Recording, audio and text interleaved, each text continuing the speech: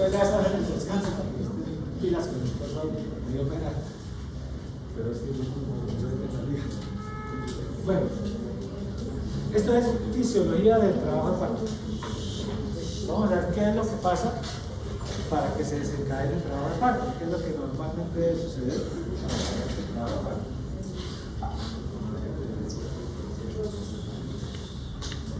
Bueno, el útero, les decía, ya la tiene dos componentes con función diferente. El útero tiene dos componentes con función diferente. ¿Cierto?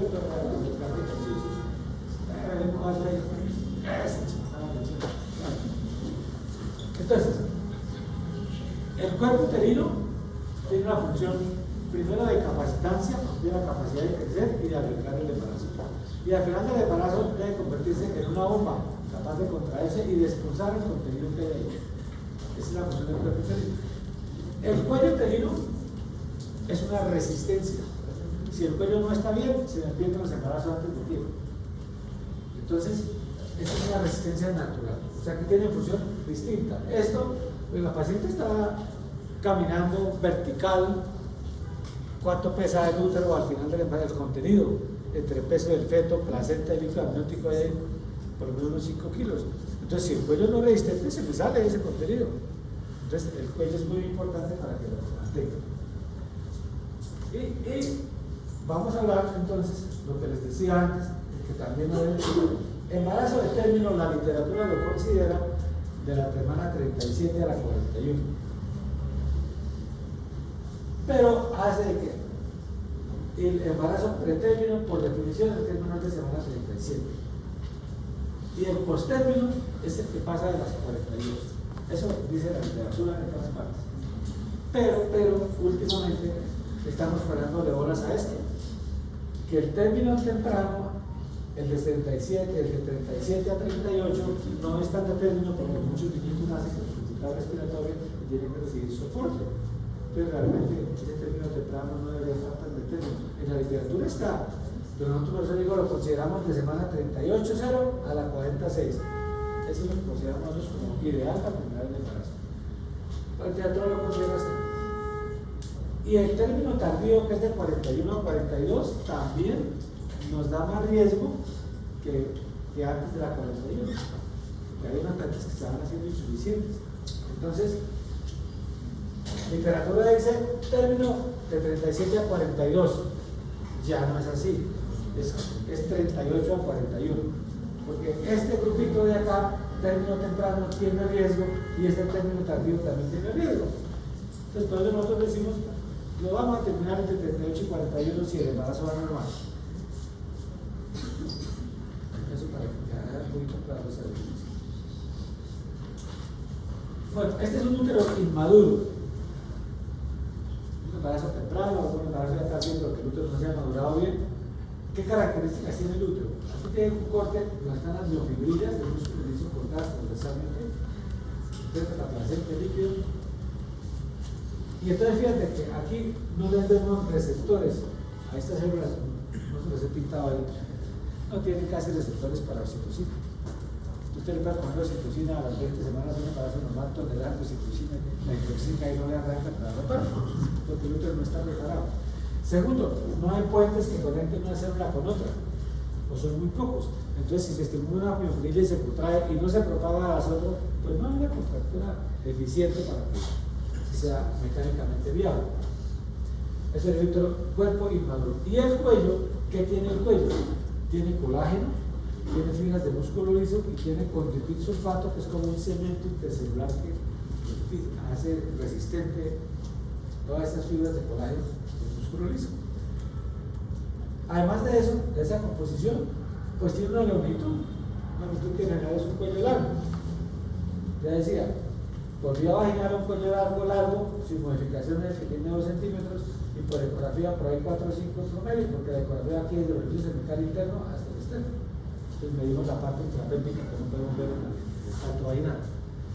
Ese es un útero inmaduro. Un útero maduro. ¿Qué apareció ahí?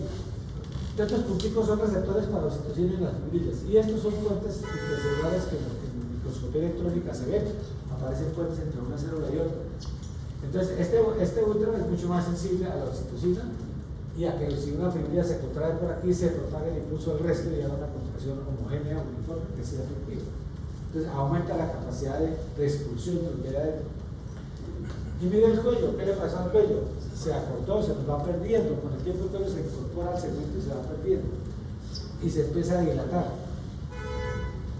Pero desde el punto de vista de su estructura, entonces, ¿qué hay? Que las prostaglandinas, que son las que me estimulan los dos cambios, la aparición de receptores para oxitocina y la aparición de puentes intercelulares, aquí me estimulan las colagenasas y la hialuronidasa. Y las colagenasas me rompen las fibras de colágeno y la hialuronidasa me rompe el segmento del conductil sulfato y hace que eso se pierda y el cuello entonces pierde cohesión y absorbe agua y se vuelve blando. Tiene un cuello duro y lo toca y ve un cuello blandito y es completamente diferente. Es por eso la composición que ha pasado. ¿Quién hizo eso? Las prostaglandinas. Entonces fíjate que ahora las fuerzas casi que se igualan, ¿no? Para abajo, para arriba, pero ya este ganó y este perdió. Y esto es un útero de trabajo aparte. Pues la cosa es más exagerada porque ya no existe cuello y ya se dilató, ya se incorporó al segmento uterino, y ya es cuello dilatado. Y obviamente pues es mucho más la fuerza hacia abajo que la resistencia del cuello, que ya es mínima. Y eso permite un trabajo aparte. Esto que parece muy básico es muy importante en la toma de decisiones en la clínica, ya vamos a ver por qué. Bueno, ¿cuál es el reloj biológico? ¿Qué es lo que hace que se madure el cuello y que aumente las prostaglandinas? Se han investigado muchas cosas y finalmente en el embarazo normal, el trabajo de parto que arranca normalmente, parece que todo está por el lado de la CRH. CRH es factor hipotalámico liberador de corticotropinas. No me dejen dormir de manera, el factor hipotalámico liberador de corticotropinas. ¿Eso se produce en dónde? Pues se produce en el hipotálamo de la madre y el feto, pero en el embarazo se producen grandes cantidades a medida que avanza el embarazo en las membranas y en la vesícula. Y pasa al líquido amniótico y del líquido amniótico pasa también, va a pasar también a la circulación materna del feto. Entonces la concentración de líquido amniótico a través de las semanas de gestación de CRH, de cómo aumenta, casi de 0 a 1000, y viene el plasma materno cómo aumenta en las últimas semanas también. Es unas 6 semanas antes de que se empiece el trabajo de parto, aumenta exponencialmente la cantidad de CRH. Vamos a ver qué hace el CRH. Entonces, el CRH pasa también al feto y hace que el feto produzca, ¿qué? Pues ACTH. Y la ACTH me activa la glándula suprarrenal del feto y una de las cosas que produce la adrenal es cortisol.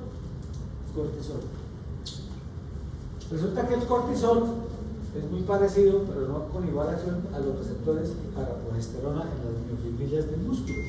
Entonces el cortisol me ocupa los receptores de progesterona de las miofibrillas. La progesterona es importante en el embarazo como una hormona que relaja la fibra y mantiene estable el útero. Por eso en algunas pacientes con riesgo de parto prematuro se utiliza progesterona, lo van a ver después. Entonces, ¿qué pasa cuando se me bloquean los receptores por el cortisol? Que me queda predominando el efecto estrogénico. Y el efecto estrogénico me estimula la producción de prostaglandinas. Ahí arranca la cosa. Y las prostaglandinas, especialmente la E2 y la F2 alfa, me van a producir la maduración del cuerpo uterino y la maduración del cuello uterino. Entonces, pareciera que en el embarazo normal, la CRH, que se produce en grandes cantidades en las membranas y en los residuos, es el que me va a disparar cuando llegue a determinado nivel. ¿Por qué? Por el estímulo finalmente, que se me estimula el eje hipotálamo adrenal del feto, empieza a producir cortisol, el cortisol pasa a la madre y entonces en las miofibrillas me bloquean los receptores para la progesterona, me queda predominando el estrógeno y el estrógeno predominando hace que se produzcan prostaglandinas. Así en síntesis, no sé si lo entendieron, es lo que parece ser que viene con la población. Entonces, nuevamente, cortisol bloquea la progesterona, pero esa es una de las vías en el trabajo de parto espontáneo que arranca normalmente el útero que se madura normalmente en un embarazo normal. Pero así tenemos patologías que nos arrancan. La paciente rompió membranas y como reproducción de otras membranas arrancó después trabajo de parto, porque hay liberación de prostaglandinas por otra vía, por la vía de la ruptura de las membranas. o porque haya una sobredistensión, los embarazos generales, el polidrámidos, o sobredistensión, también se puede producir esto, o hipoxia, o inflamación, una coriamnionitis, o un desprendimiento prematuro de placenta. Todos estos y la vía natural me van a llevar finalmente a la activación de fosfolipasas en los lisosomas. Se activan las fosfolipasas de los lisosomas y eso me va a pasar el ácido araquidónico estructural a ácido araquidónico libre. El ácido araquidónico está dentro de la composición de las membranas y componentes allá, pero está formando parte de la estructura. Pero el libre lo toman las ciprooxigenasas y lo pasan a prostaglandinas. Entonces, para eso las oxigenasas, el ácido araquidónico libre es el esquema. Entonces, vía normal, por aumento de CRH, bloqueo de la progesterona, y entonces eso hace que se haga por esta vía, se activen las prostaglandinas. O factores específicos como sobredistensión uterina, hipoxia, infección, inflamación, ruptura prematura de membrana, desprendimiento prematuro de placenta, también va a activar las fosfolipasas. Cualquiera de esas me activa las fosfolipasas y por esa vía me liberan ácido araquidónico que estaba estructurado, me lo pasan a libre y van a producir prostaglandinas. No sé si les quedó claro.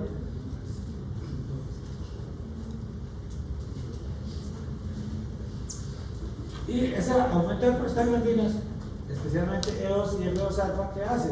Me aumenta receptores de oxitocina en las miofibrilas hasta 500%. Es muchísima la cantidad. Me genera puentes intercelulares y eso aumenta la contractilidad uterina y la eficacia de la contracción. Y por otro lado, me activan las colagenasas y las hyaluronidasas, me rompen el colágeno y el colectin sulfato, que le absorbe agua y se hace menos resistente, más blanco y se empieza a hidratar. Repetido, pero es muy repetitivo, usted tiene que quedar claro. Uno se aterra como estos conceptos básicos no los tiene en cuenta muchos en la clínica. Entonces, una paciente 2 días con oxitocina porque dijeron que hay que terminar el embarazo y tiene un cuello inmaduro, ¿para qué le pusieron oxitocina? Hay que poner prostaglandina, no le prostaglandina. Para eso siempre es. Bueno. Entonces, ¿cómo evaluamos la maduración del útero? Pues básicamente, bueno, indirectamente, pues si tiene contracciones, pues uno dice ya está como madurándose el cuerpo, te digo. Pero desde el punto de vista examen físico, por la valoración del cuello. Si el cuello está maduro, pues el cuerpo está maduro. Los estimulantes son los mismos, ¿Para qué necesitamos saber si el cuello está maduro o no? Para varias cosas. Primero, en la inducción de un parto, para saber si yo utilizo oxitocina o prostaglandinas. Si yo tengo cuello maduro, ¿cuál es la ventaja de la oxitocina? Que la oxitocina tiene una vida media de 2 minutos. Entonces, si se me fue la mano, yo cierro la llave y paso todo. Las prostaglandinas no, pero es una vida más larga y la respuesta puede ser más brusca o más abundante. Las prostaglandinas tienen un poquito más de riesgo. Entonces, siempre que el cuello esté maduro, uno prefiere la oxitocina. Pero si se equivocó y le puso oxitocina en un cuello inmaduro, pues ahí le amaneció y no arranca. Tiene contracciones, pero no progresa. Entonces, para eso, para predicción de parto prematuro. Si yo veo que se me está madurando el cuello antes de tiempo, yo puedo precisamente tiene riesgo de parto prematuro, puedo hacer algunas medidas predictivas. Se puede hacer inducción de madurez pulmonar fetal para mejorar el resultado del feto si se viene antes. Le puedo dar progesterona para disminuir las contracciones, lo que decíamos ahora. Para diagnóstico de amenaza de parto prematuro, la paciente que llega en semana 34 al consultorio, 33, doctora, es que tengo contracciones, y si después del monitoreo tiene unas contracciones, y usted dice, ¿será que sí o será que no? Es una verdadera amenaza. Cuello inmaduro, tranquila que no pasa nada, reposo y nada más. Cuello maduro, ojo que esta paciente sí es una verdadera amenaza de parto, entonces a esta sí vamos a hospitalizarla, le vamos a inducir maduración pulmonar, uteroinhibidores, o sea, lo que hay que hacer depende de la edad estacional. Entonces, para el diagnóstico de amenaza de parto prematuro también es importante. Y tempranamente para el diagnóstico de incompetencia cervical, que lo debemos hacer temprano, finalizando el primer trimestre, porque esas pacientes idealmente van a ser frágiles si se corrobora el diagnóstico. Entonces, hay pacientes que tienen incompetencia cervical que tienen una historia clarísima. Cuando un cuello es incompetente, pues es poco resistente. Entonces, ¿qué hacen? Abortos de segundo trimestre o partos prematuros, pero son partos prematuros rápidos. No es que me empezaron unas picaditas aquí, doctor, y vengo y ya estén 5 o 6 centímetros de dilatación sin tener trabajo parto. o la que ya tiene antecedentes de aborto. No es que la encuentra un aborto a la semana 16, 17, expulsé a un feto vivo que se murió después tuve otro aborto. Oiga, algo está pasando con ella. Entonces, sean antecedentes clínicos, uno la puede sospechar.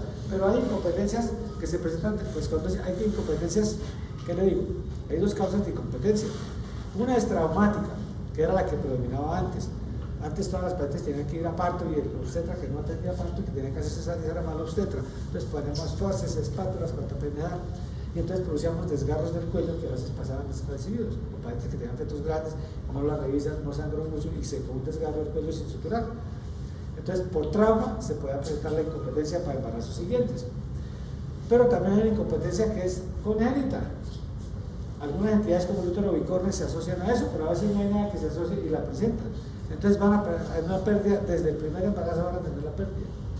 Por eso decíamos que en el tamizaje se hace la cervicometría y de pronto identificamos a las pacientes que sin antecedentes no están acortando el cuello antes de tiempo para poder tomar una medida de prevención o de tratamiento. Entonces, para todo eso se usa la evaluación de la evaluación cervical. ¿Cómo lo hago? Tengo básicamente el índice de bicho, que es una valoración clínica que la vamos a ver ahorita. Valoro el cuello, contacto, y miro si está largo, si está resistente, si está dilatado, si está blandito. Por cervicometría. Cuando realizar la cervicometría, entonces queda más precisa que la valoración clínica. Entonces miramos el cuello. Entonces apareció la cervicometría y entonces ya sí ganamos mucho. Esta paciente era cuando los hicimos cervicometría, pero no, está normal, va para casa tranquila. Y unos poquitos de esos que se fueron tranquilos para casa llegaron con la pérdida del embarazo, o sea que nos falló la cervicometría. Entonces pensaron, ¿pero qué está fallando? Entonces apareció la consistencia, porque no solamente qué tan largo, sino qué tan blandito está. Entonces vamos a ver ahorita que ahí cómo se miden estas tres cosas que lo vamos a ver ahorita. Índice de bicho, para que lo memoricen, que tengan la tablita por ahí, eso es obligatorio. Entonces el índice de bicho, lo escribieron hace mucho rato, tiene en cuenta 1, 2, 3, 4, 5 características. Entonces, la dilatación del cuello, y a cada una le va a dar un puntaje, y al final sumamos un puntaje, y cuando el puntaje es mayor de 7, hay nódulos del cuello. Cuando es menor, nódulo. Dilatación, entonces si está en 0 puntos, si está en 1, el puntaje. Si está en 1 a 2 centímetros da 1 punto, si está en 3 a 4 da 2, si está mayor de 5 a 3. Esto cambia un poquito, si no podemos tener en cuenta una sola característica porque las multíparas y las nulíparas se comportan diferente. La primigestante llega con cuello cerrado hasta el trabajo de parto. La multigestante ya tiene cuello dilatado 3 centímetros o 4 antes de empezar el trabajo de parto, pero es un cuello largo y resistente. Entonces, por eso se combinan las características, no una sola, porque va a variar según si es nulípara o multípara. El borramiento es qué tan corto está el cuello. Eso es el porcentaje. Si yo tengo un cuello de 2 centímetros, digo que tiene 0 borramiento. Por clínica, 2 centímetros. Por contacto. Porque es un cuello largo. Si yo tengo un cuello de 1 centímetro, tengo que estar borrado 50%. Si ya la voy aproximando de acuerdo a lo que calcule que tiene longitud, 75, 25, 50. Entonces, si está entre 0 y 30, le da un puntaje de 0, no está borrado. Si está entre 40 y 51, si está en 60, 72, y si está más de 83. Más de 80 es que ya casi no existe cuello, ya casi todo se controla el segmento. Ya casi no encuentra cuello. La posición, el cuello generalmente cambia en el trabajo de parto. Cuando el cuello está muy posterior, ustedes lo van a ver, esos los primeros tactos que hacen, eso es difícil porque no se encuentra el cuello, está muy atrás, es indicación de que está menos maduro. A medida que avanza el trabajo de parto se hace más central y más anterior. Entonces eso quiere decir la posición, si es posterior, 0 puntos, medio, 1 punto y anterior 2 puntos. Esa no da 3, sino hasta 2. Y la consistencia, si es firme, si es intermedio o si es blando. Entonces estamos combinando ya no solamente longitud, dilatación, consistencia, posición. Y luego otra restación. Restación es qué tan alta está la parte que se presenta, por ejemplo la cabeza, con respecto a las espinas ciáticas. Si está al mismo nivel, la parte que se presenta está en 0. Y si está de ahí para arriba, estará en -1, -2, -3, pero -3 está flotando. Y si está más abajo, estará +1, +2 o +3. En trabajo de parto, sobre todo, vamos a mirar mucho eso. Entonces, Si está flotante, pues le da 0 puntaje. Si está en -2, le da 1 punto. Si está de 1 a 0, casi a nivel de las espinas, le da 2 puntos. Y si está en más de 1, que está bien encajado, le da 3 puntos. Ese es el índice de bicho. Los que ven hace mucho tiempo, por clínica se determina. ¿Ah? Estación. Invierno, verano, otoño. Estación es qué tan alta está la presentación. Y el punto de referencia son las espinas ciáticas. Usted hace el tacto y se va a hacer como a la nalga de la paciente y toca la espina ciática. Entonces, de ahí para arriba, el que está a ese nivel está en 0.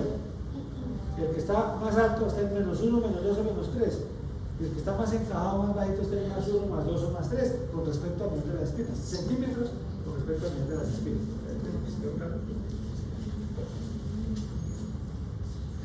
Ese es el índice de bicho. Una forma de ver la madurez cervical. Otra forma de verla, la cervicometría, ya la habíamos mencionado que variaba de acuerdo a la edad estacional, los valores normales, ¿cierto? Ahí se los vuelvo a dar, entonces, para que le graben. Semana 14 menor de 3 es corto, semana 20 a 26 menor de 2.5 y semana 28 menor de 1.5, sería cuello corto. Volvemos a lo mismo, valor predictivo negativo es lo más importante. Y lo mismo que les decía, que por tacto y por cervicometría, que es diferente a la longitud.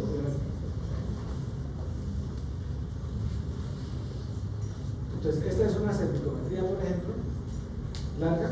Vean que el hombre cervical interno tiene 40 milímetros, y no hay infundibulización ni nada. Eso es cuello largo.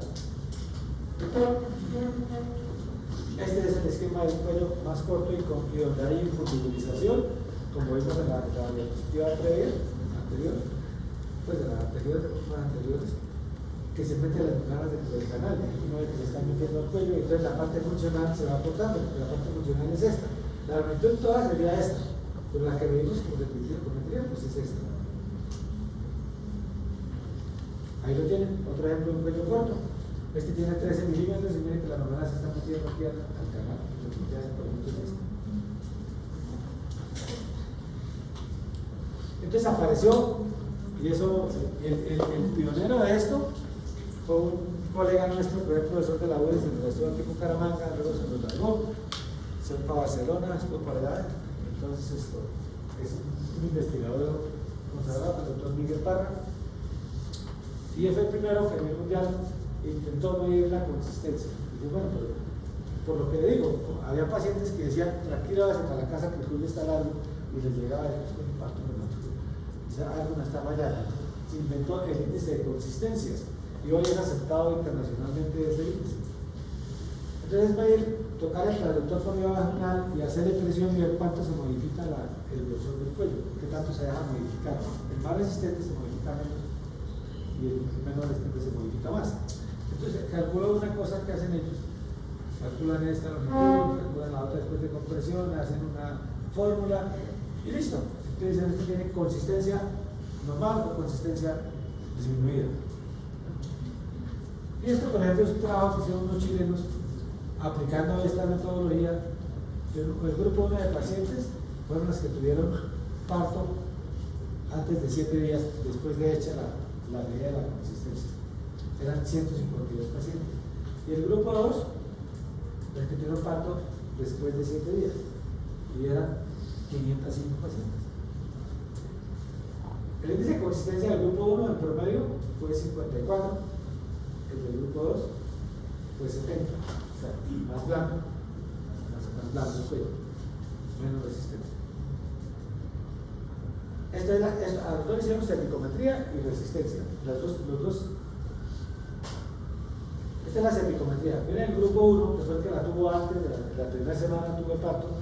El promedio de la cervicometría es 16 milímetros. Claro, hay rangos. El promedio de 16 milímetros. Vea que hubo un grupo que la tuvo normal. La tuvo normal. Y sin embargo lo tuvo antes. Y aquí están las que lo tuvieron, estas lo tuvieron corto, y aquí están las que lo tuvieron largo. Promedio es 35. Eso es. Fíjate que algún valor, aquí hay unas de 35 también, de 30, hay más de 25 varias, pero que lo tuvieron en primer grupo. Pues, aquí en cambio hubo muy poquitas que lo tuvieron cortico. Por eso el valor predictivo negativo es el más importante. que le da la seguridad con un 95% de que no va a ocurrir el evento. El otro puede ser, entonces toca manejar todas las otras, porque no sabemos cuáles de estas. Pero si combinan las dos, esto es cervicometría. Mire resistencia, índice de resistencia al mismo grupo de pacientes. Promedio, 54%, menos resistente en el grupo que lo tuvo en la primera semana. Igual, hay unas que también tienen resistencia alta, ¿no? Y pasa como con la cervicometría, pero el promedio no es nada. Y esta es la del otro grupo, más alta. Entonces, si combinan las dos, pues es mucho más preciso. Entonces, un cuello que está largo y está resistente, pues definitivamente no hay riesgo. Pero si está corto y además está, o está largo pero muy blandito, ese sí tiene riesgo. Y si tiene corto y blandito, pues tiene más riesgo. Entonces, eso es, pues idealmente se deben hacer las dos. Pero en nuestro medio todavía no hay mucha gente entrenada bien para hacer el índice de resistencia, entonces tampoco lo reportan en las cervicometrías que tengo, siguen midiendo. Pero la tendencia es, y así fue a nivel mundial, de que cada vez va aumentando más la gente que se entrena para hacer bien esto y informar las dos cosas, índice de resistencia y longitud cervical. Entonces nos da una mayor. Pero dicho eso, vuelvo a esto. Pues eso es lo que busca el índice de bicho, eso es lo que lo hacemos por tacto. Es un poco menos, pero ahí estamos viendo longitud, resistencia, dilatación, estación. Entonces tenemos que ser un poquito clínicos también. Y cuando la gente tiene oiga, un técnico también aporta. No solamente la ginecología, por la índice de resistencia, porque nosotros, pues claro, las dimensiones son diferentes porque van a ser distintas, pero igual. Si yo tengo un cuello cortito de 1 centímetro o menos y además está blandito, pues ¿qué quiere decir? Que eso ahí dice, pues ya está perdiendo resistencia. Al contrario, si lo tengo de 2 centímetros y está resistente, pues ahí no hay nada que hacer. Entonces, eso es importante, les quería recalcar, porque por clínica, digamos, en su desarrollo mayor, que no tengamos la tecnología, pero hombre, si uno se hace bien la práctica y aprende a valorar el cuello, pues eso es útil. Esto resume más o menos lo otro. Bueno, y esta ya se la ha mostrado para riesgo, se la muestro también para longitud cervical y volamiento, porque esto no va con el embarazo va cambiando, acuérdense. En las embarazo de todo el cuello se va haciendo cortito a medida que hace el embarazo. En las multíparas. En las multíparas ellas pueden tener cierta dilatación, cada 37 semanas en 3 centímetros, pero está resistente y largo, eso es normal para ellas. Entonces, eso va cambiando con la estación. Eso era fisiología del trabajo de parto. Y simultáneamente pues habrá algunas cosas que tienen que ver con eso. Es importante que tengan en cuenta eso, de cómo para que se permita el parto tiene que haber cambios estructurales y funcionales tanto en el cuerpo como en el cuello, y cuando eso patológicamente se da desde muy temprano, pues vamos a tener riesgos de pérdidas. ¿Preguntas antes del café?